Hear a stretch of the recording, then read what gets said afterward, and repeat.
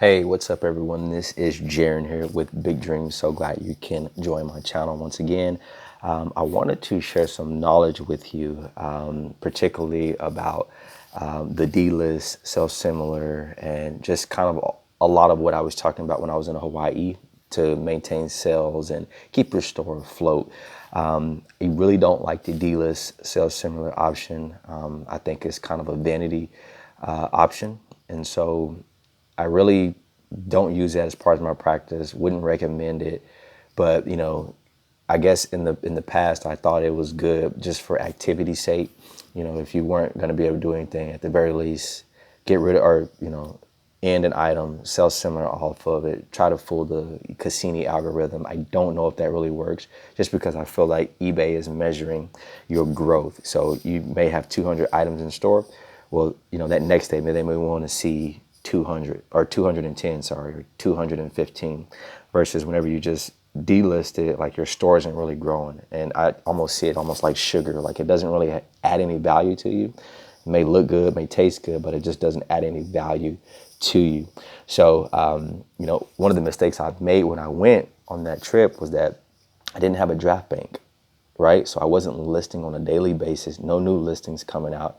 And it really hurt my store, because about 2 weeks later, like after I arrived back home, my sales started to decline tremendously. I was no longer getting the traffic that I was getting before. And the reason why I wasn't getting those traffic of those impressions is because eBay was no longer sending them my direction, because I wasn't putting out any new listings. So therefore, they felt no obligation to push more traffic towards my store.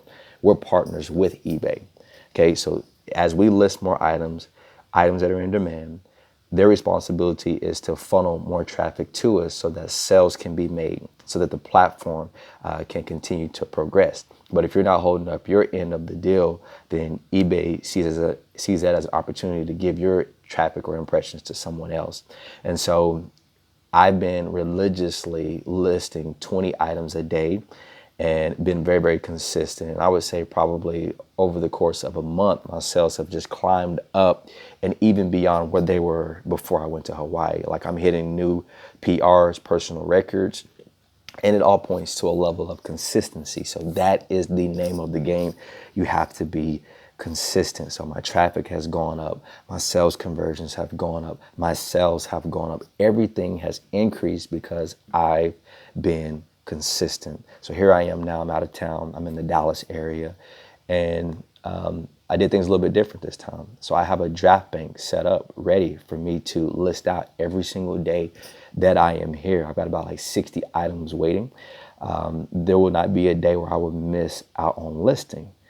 So, that's going to help me out tremendously. And as I don't know if I mentioned it, but when I was in Ohio, when I was in Hawaii, that wasn't the case. There's probably a 7 to 9 day period where there was no listings going out. I was maybe ending and then selling similar, or, I may have been able to list like 2 items here and there, but for the most part, I was not, hitting those listing goals and being consistent.